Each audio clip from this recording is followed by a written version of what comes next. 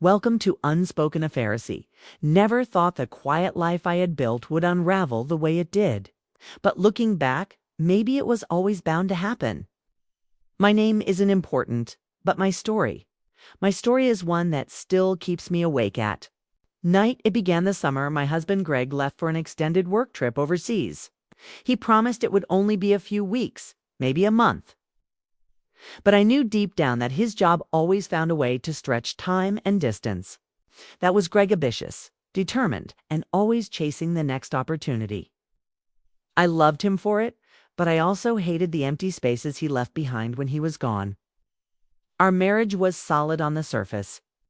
But loneliness has a strange way of carving cracks into things you thought were unbreakable. That summer, it wasn't just me rattling around in our quiet suburban house. Greg's son from his first marriage, Ryan, had just come back home for a break from college. He was 21, caught somewhere between a boy and a man, and I had always tried to keep our relationship comfortable but appropriately distant. I was his stepmother after all, not his friend, not his confidant, just the woman his father had chosen after his parents split. But that summer, with Greg gone, the dynamics in our home shifted in ways I hadn't anticipated. The first time, I noticed it was one of those lazy afternoons where the air felt heavy with heat. Ryan had been helping me fix a loose board on the back deck. His shirt clung to him, damp with sweat, and for the first time I found myself noticing how much he'd changed. He wasn't the lanky teenager I remembered when Greg and I first got married. His shoulders were broader, his jawline sharper, and when he looked at me, it wasn't with the dismissive annoyance of a kid forced to live with a step-parent. It was different, more direct, more curious. I caught myself staring too long and quickly busied myself with a tray of lemonade, trying to shake off the unease curling in my stomach. But once you notice something like that, it's hard to unsee it. In the days that followed, I found myself hyper-aware of him. The sound of his footsteps on the stairs, the way he stretched across the couch, legs sprawled like he owned the space, the way he'd glance at me when he thought I wasn't looking. I told myself I was imagining it, that it was just the heat or the loneliness playing tricks on me. But one evening, as we sat watching a movie in the living room, the air between us thickened. He leaned closer to grab the remote, his arm brushing against mine, and the contact sent a jolt through me. It was nothing, I told myself. Just an accident. But when I glanced at him, the look in his eyes suggested otherwise.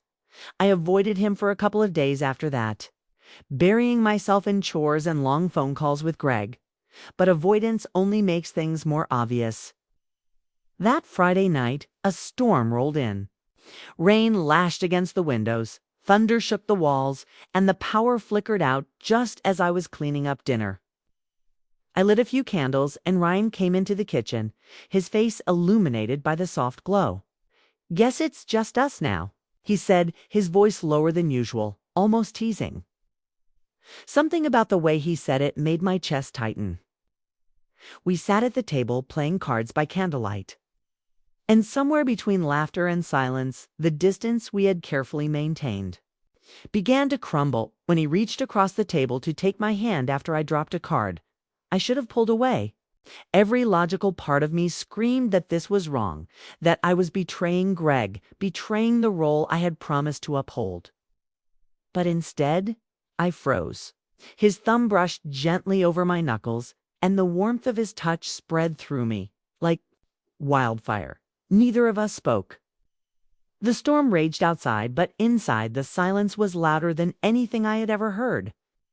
That night, nothing physical happened beyond that small, charged touch.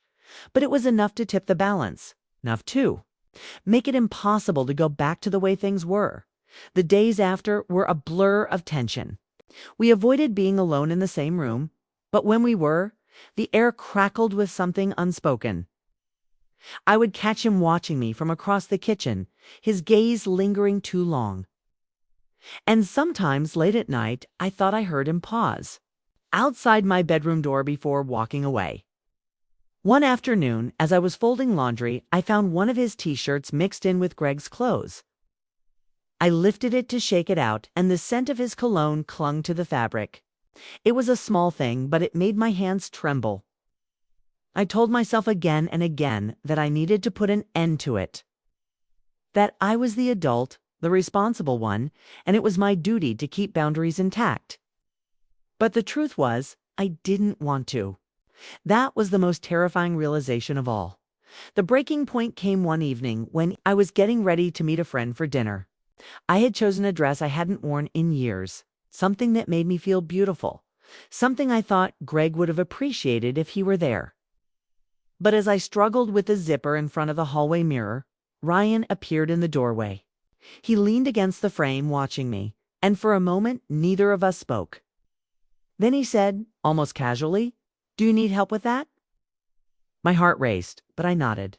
He stepped closer, his fingers brushing against the bare skin of my back as he slowly pulled the zipper upward. The touch was featherlight, but it felt like fire against my skin. When he finished, I turned to thank him, but the words caught in my throat. His eyes locked onto mine, and in that suspended moment, I felt the ground shift beneath me. I should have walked away. I should have broken the tension with a joke, anything to restore the boundary. But instead, I stood frozen, my breath shallow, as if waiting for him to close the distance. He didn't nod that night. He simply smiled a slow, knowing smile and stepped back. But the damage was done. From that point forward, every interaction carried the weight of that moment.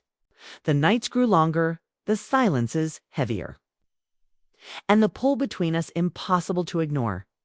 I don't know if it was courage or recklessness that finally pushed me over the edge. But one night after another storm rolled through and the house settled into quiet darkness, I found myself standing outside his room. My hand hovered over the doorknob, trembling before I finally walked away. But the next night it was his turn. I woke to the sound of my name whispered in the dark, and when I opened my eyes, he was standing there, silhouetted in the doorway. My heart pounded so hard I thought it might shatter. I wanted to tell him to leave, to remind him of the line we could never cross. But when he stepped closer, the words died on my lips. What happened after that is something I will never fully confess, not even here. Some things are too heavy, too dangerous to say out loud. But what I can tell you is this: once a line like that is crossed, there is no undoing it. No going back to the innocence of before. The guilt is something that seeps into your bones, wrapping itself around every thought, every smile, every moment of silence with the person you're supposed to love. When Greg finally came home weeks later, nothing seemed out of place. He kissed me, asked about the house, asked about Ryan, and I smiled and answered as if nothing had changed. But inside, everything had. I still wonder if he suspects. If he notices the way I sometimes falter when Ryan enters the room. If he catches the flicker of something unspoken between us. I tell myself it was a mistake, a moment of weakness born out of loneliness and the dangerous proximity of forbidden temptation. But deep down, I know it was more than that. It was a choice I can never undo, a choice that lives with me every single day. And that is the weight of my story, the kind of weight that never really leaves you, no matter how much you try to bury it.